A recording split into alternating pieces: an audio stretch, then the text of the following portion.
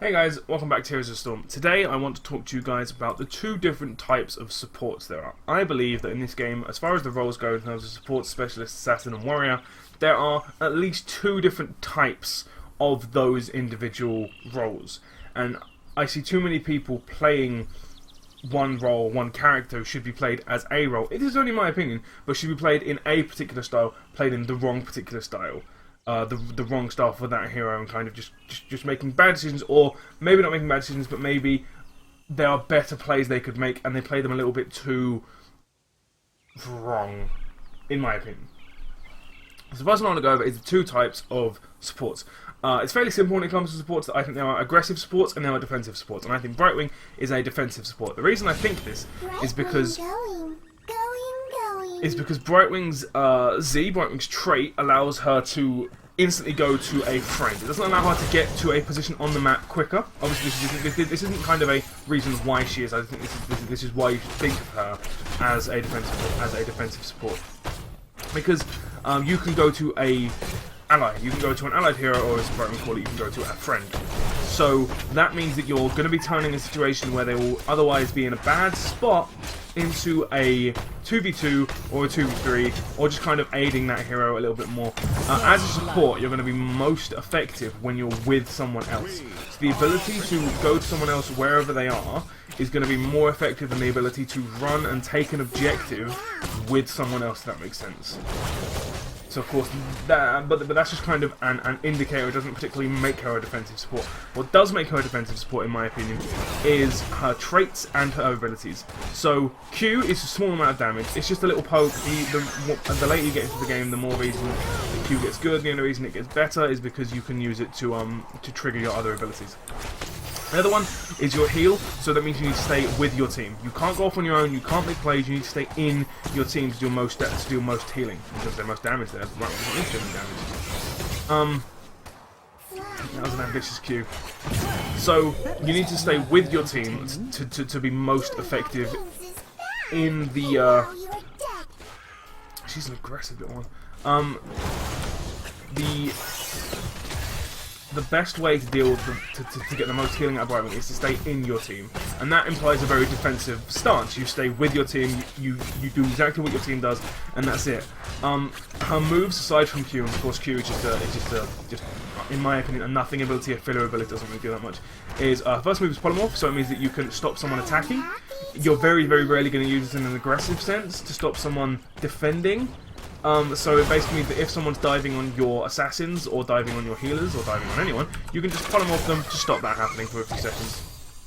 And the other ability is E, and E will allow movement speed and grant charges of blocks. So it means they take less damage and they move faster. This could be used in an aggressive fashion, I will agree, but the block and that is usually best used for boosting someone so they can run away from someone else. That's how it's best used, to use both of the charges, both of the effects, to the maximum potential. So just to go over those one more time, Q is used as kind of a zoning tool more than anything else. It's got two stages of the zone. The inner zone obviously is going to be more effective than the outer zone, but other than that it doesn't really deal that much damage. It deals a small amount, nothing revolutionary. Her auto attack's hitting for 42, the AoE heals for 100 in the middle, which is a fair big hit, but on the outer it's 56, so it's not revolutionary in the amount of damage it deals out. And W is only really going to be used to stop someone attacking. It's very rarely going to be used in an aggressive fashion to stop someone defending or to secure a kill. Obviously it can be during the chase phase of the team fight, but other than that it isn't really going to be used for anything else. And the E is to allow someone to retreat from a fight, or can be used aggressively to allow someone to chase after a fight and get a kill, but it's very rare that that's going to happen. So, leveling up as she goes through the what the hell? Sorry, I haven't seen talent before. So leveling up, as you see, when Brightwing gets more powerful, you really start to unlock some talent. So one of the things I want to talk about is level 7, which means that you can either phase shield to give a shield. So that implies that when you arrive on someone, when you turn a 1v1 or a 2v1 or whatever into a 2v1 or a 2v2, you will give them a shield, which means take less damage. This is a surprisingly defensive ability. You don't want to use it too aggressively, otherwise you'll find yourself overextending, and then if your teammate dies as a result of that overextension, you will also die because you go with them. The basic ability reduce soothing miscall is probably going to be the most effective one, and this means that again you'd stay in your team more often. But what it also means is that the more you cast your abilities, and again most of these abilities are going to be used defensively, the more healing they're going to do. This obliges you to spam your abilities a little bit. Spamming your abilities is always kind of frowned upon just because you run out of mana and you can't really make plays when the plays are really needed to happen. But the other one that she has access to is Cleanse. Now a lot of people swear by Cleanse, and I agree that Cleanse is a very, very strong ability against the right team comps. Team comps like Uther, people with Uther or Tyrande, or ETC to some extent. You can cleanse out the mosh pit for a little bit, and just other things like that. And there really isn't that much aggressive that she can take. She can take Dream Shot, I suppose, but her damage isn't that much, so it's going to be difficult for her to be played aggressively. Leveling up even more, she has level 10. Now Blink Heal is of course the go-to talent here. It just heals them and teleports you away, and so that means you're very defensive because you're either going to be blinking forward and then not being able to do that much, or you're going to be blinking back and saving someone's life, so it makes you a very defensive person. Or Emerald Wind, which isn't going to be taking that much, but if you do take it, pushes enemies away, gives you distance as a defensive ability. So the point I'm trying to really drill home here is that Brightwing is a defensive support. You need to play her defensively. You need to wait for the team to come to you, and by that I don't mean as a team. I mean you. You need to stay with your allied team and wait for your enemy team to make a move, and then you react with it. You're not going to be making many plays as Brightwing, and you're not going to be being in a very good situation to really swing the game or carry the game in any situation. And I see a lot of Brightwing players, like, imagine if this fight is going on, like, phase shifting in, and then chasing down with the W and trying to Q them and like in themselves so they get a little bit burst speed. That's not how you play Brightwing. In a situation like that, if it was a 1v1 porting in, deal the damage, try and get the kill obviously, but don't chase too hard. As you can see, the range on Blink here is incredibly wide, so you can blink someone all the way back here. So you'd be surprised how far you can get. But too many people don't play Brightwing in an aggressive style, and all of her kit allows her to be a defensive style. And the way to play defensive is you just stay with your team, always and every time. Now Brightwing's phase shift does allow her to back and just come straight back in with full mana at little to no notice, which is an incredibly strong ability to have, and too many people don't really use it. But I would just say, as a defensive support, and other defensive supports include Malfurion, and that's really about it. A lot of the supports hit the middle round, which I'll talk about in a bit. But you just need to kind of not be aggressive. And it sounds really simple, but too many people will try and chase kills and try and really secure kills as Brightwing. That's not what you need to do. You need to wait for the aggressive character to do that, and you're not one of them. So the next type of support I want to talk about is the defensive, is the aggressive support. And it may be kind of obvious who those are, but I'm just gonna log on to one into the try mode, and I'll see you there and talk about them. So this one might be kind of obvious. A lot of people will see this and think, well, yeah, obviously Tyrande's going to be the obvious choice here. But there are a lot of other aggressive supports that include people like Tassadar, surprisingly, and the middle ground supports are going to be people like Rhaegar and Uther, and I'll talk about them in just a second. But for the aggressive supports, a lot of people look at Tyrande and don't think she's a support. I completely disagree. I think she's one of the best supports in the game at the moment, and the reason that is because too many people think, oh, her heal isn't that much, and therefore she's not a very good support. That's not the right way to think about it. The way you can see about Tyrande is her trait, which increases all the damage they take by 25%, and revealing them is incredibly useful. It means that they're going to die 25% quicker. Incredibly strong. Too many people underestimate that. Her damage is respectable. It's not amazing, but it is respectable. The W is an incredibly strong ability. Using on maps like Cursed Hollow or maps like Blackheart's Bay, you can interrupt people turning in. You can scout to see where they're going, and it's really an all-round team support ability. So say you don't know where they are, and you think, oh, they might be like in this spot here. Obviously, like imagine there was a massive gap here. You could just send the owl out, and then the owl will reveal everywhere across the map until you see someone, and you see a lot, and it reveals it for a fair while. You know, so you can see them for a long time. Too many people see that and think, oh, that's kind of broken. And the other ability, which is obviously incredibly aggressive, is the stun. does a respectable amount of damage and stuns them for a second. So too many people don't think to support and play her like an assassin, and you can get away with this. You can get away with playing her like an assassin, but the best way to play her is to play her as an aggressive support. An aggressive support is someone who will not necessarily make plays, but will stay with the team and will make sure that whoever the team is focusing dies as quick as possible. And that's about it. Or will appeal for the team as much as possible. She can do. There isn't that much that Taranj can't do.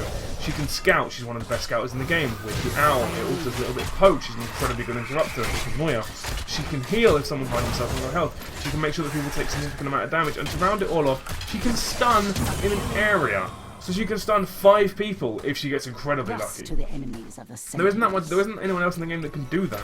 And as she gets stronger, as she levels up, she just gets stronger. You can just really spec her any way you want. You can spec it into Pierce if you're going to be interrupting them a lot of time, and you're going to have a lot of trouble interrupting them. You can just Pierce and interrupt however many people you want. You can take Protective Shield to mean that people aren't going to take that much damage. You can take Healing Ward to heal some of the damage. It's not very good, but you can do it if you want. Or you can take Searing Arrows, or you can even take Focus Attack if you want to get more damage, or you can take Searing Arrows to get more damage. You can spec her however you want. And that's incredibly strong, and there isn't many other heroes that can do that. And of course at level 7 you can take like Lunar Blaze, which means that you can be an incredibly good artillery stunner. Like that. And it means you can just stun from so far away. And that's incredibly good at healing, or securing a kill, or all kinds of things. It's incredibly good at doing. And too many people don't really see that, or don't really appreciate that as a set of skills. And at level 10 you can take Shadow Stalk, which isn't very good just because it doesn't really do that much. Stealth isn't that strong. I would like a kind of true stealth mechanic, which allows you to which allows you to not be revealed by anything, and you become completely invisible for 50 seconds. But that's just another idea. But one of the things that most people go for is Starfall. Now Starfall hasn't got that much of an incredible range at level 10, but it's huge. It does an impressive amount of damage, and it's an incredibly useful zoning skill. So, say for instance you want to take down this gate and you don't really know how to do it, or they are pushing in front of this gate and you want to do anything. Starfall on the gate! Oh, look at that! Oh, look, they can't do anything! Oh, look, stun! Oh, look, ow! Oh, he's dead. Incredibly strong.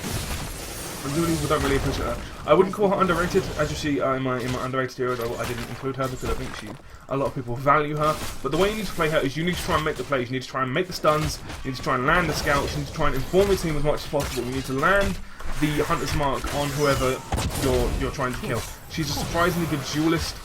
Is Taranj. I would try and save the owl for either a secure kill, which is entirely possible and entirely plausible that you can get, or you can save it for a scout if you don't know where they are.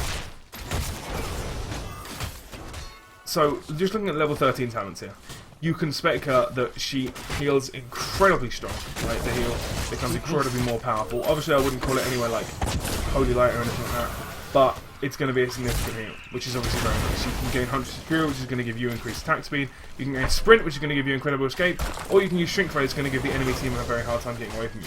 All these abilities are abilities which are very strong. They're really strong abilities. On other heroes, all of these abilities will probably be taken at one point or another. And as a support, you can spec to be, oh, what does your team need? Does your team more damage? I can spec for that. Does your team need to be slowing them or stopping their damage? I can deal with that. Do you need a healer? I can deal with that. And as an aggressive support, you can make these plays. I'm going to take Sprint because I like Sprint. You can make these plays, and too many people don't, or play you as an assassin and not as a support, which I think is a shame. I think that as an aggressive support, you have the freedom, for want of a better phrase, to make the aggressive plays, to really march forward and get a lot of kills that you otherwise wouldn't have done. As I say, other heroes like this include Tassadar, who has the ability to zone and shield, that he can spec for multiple different things, depending on what the team needs. I hope the monk will be like this when the Diablo monk gets released, but obviously we don't know that yet. Or you might know this when you watch this video, I don't know. But at the moment we don't know that. It might be, it might not be. But yeah, Taranj, you have the freedom to make plays, which is the real difference between an aggressive support and a defensive support. The defensive support has to stay back and wait and kind of do what the team does, whereas the aggressive support can do as he or she pleases, and will do it surprisingly well. Stuff like that. No other support can do that, which is just nice and be able to good to do. So the other type of hero, which isn't really a type of hero, it's just the person who can do it part of the time. I'm going to talk about those right now. Let's go. So, pay attention to old Rhaegar. You may learn something. So, the two most obvious, and I would say the most middle ground of the middle ground heroes are going to be Uther and Rhaegar. I'm going to talk about Rhaegar really quick. Now, Rhaegar is incredibly strong for the following reasons. He has the chain heal, which is a very, very good heal. It heals for a surprising amount, and it heals a lot of people. Lightning Shield, which as you get stronger is incredibly strong, is good at wave clearing, can absorb a bit of damage, and it just allows your team to deal more damage. And Earthbind, which allows you to slow people and make few plays. That coupled with the Ghost Wolf means that he's got really good escape and thus really good engage, because he can engage and escape as he pleases. And it just means that he can kind of do, not it all, but he can do both the aggressive and defensive supports roles very efficiently without too much risk and with a fairly high amount of reward. Wager. So the first thing I like to go for is Spirit Wolf. It's great. I'm not going to go with the spec, but basically, for an example, this is during the laning phase with your other support, which probably won't happen because you shouldn't really do this, but if you want to just clear the wave, you can just... and then the wave is clear. Not many other supports can do that. If you want to go on him, you can just sit back and land a few crits, and then you can go on him. And if you find yourself taking too much damage, you can just sit back and heal yourself. I don't know why my sound's bugging out on that. It's really strange. And as you get stronger, choose a talent. You're going to find that you just have... You unlock more options to play as you would play one or the other roles, and you can spec a few key decisions to really make this. Now, unfortunately with Rhaegar's spec is kind of the same all day, every day. But level 13 is one of the times where you can really spec to decide what you're going to do. So you can either spec for Healing Surge, which is going to allow you to get a significant amount more healing, or you can spec for Feral Lunge, which is going to allow you for a significant amount more damage. An example of that damage is thus. You will hit for a surprisingly high amount. And it's really good for being an aggressive support. If you find their team's assassins being on the front line, you, as a support, can punish them quite efficiently by just going into Ghost Wolf and then just running in and attacking them and hitting them for 435, which is incredibly strong for a support to do. Or you can sit back in your team, take Healing Surge, and then just kind of heal the back line. Ancestral Healing is incredibly strong for either roles. If you're playing an aggressive support, you can heal, you can make yourself alive, or you can keep one of your team alive. Doesn't really have which one. If you're playing the defensive support, you can sit back and wait for your tank or your assassin to be focused down, and then just before they die, take Ancestral Healing. I just pop Ancestral Healing on them away. So it really comes down to Rhaegar and Uther, how you want to play them in that particular game that you are currently in. And there isn't that many heroes that have the chance to. So if you're playing defensive, you want to just sit back and do pretty much this. Just sit back and hit Lightning Shield on them occasionally, and you will take Healing Surge, not a Feral Lunge if you're doing this. And you can just put Lightning Shield on everyone else aside from you and yourself. You can obviously go for the Z hits. Obviously the Z hits won't hit that hard if you go for Healing Surge, but they will still hit considerably harder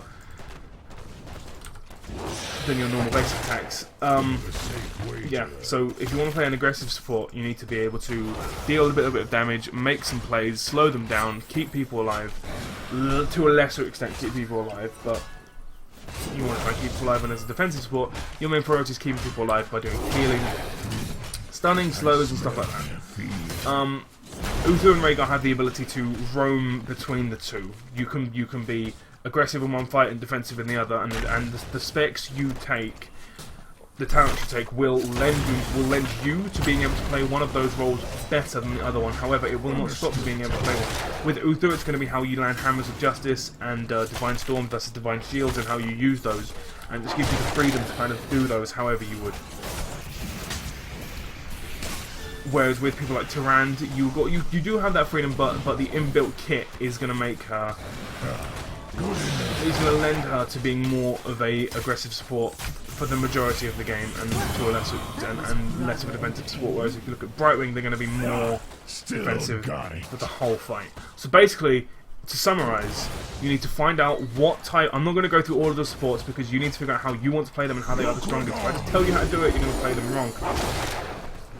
Because there are times when things aren't set in stone, and there are times where you need to play one of the heroes slightly differently just to kind of win the game. So I'm not going to go through all of the heroes. I'm not going to say what they can and what they can't do. Primarily because I'll probably be wrong, and there's probably some hidden like Malfurion spec where you can go incredibly aggressive. I know the Moonfire spec's been getting a little bit of attention recently. So yeah, I'm not going to go through all the heroes, I'm not going to go through what they can be, but basically you need to play your support hero, you need to play them how you want to play them, and then you need to figure out whether they play best as defensive or an aggressive support, and then play them according to that style. And if it's someone who you think is in the middle, you need to decide based on a game-to-game, fight-to-fight basis how you want to play them. Other than that, just practice. Practice and you will eventually get it. And yeah, I hope this has helped someone. I'm probably going to do a few more of these for the types of assassins, warriors, and specialists. Let's go. Just kind of show them what they're good at and what they're bad at. Other than that, that's going to be about it. I have the Mr. G. Let's get this kill real quick. No, I'm going to lose it. Die! Yeah. I have Mr. G, and I'll see you next time.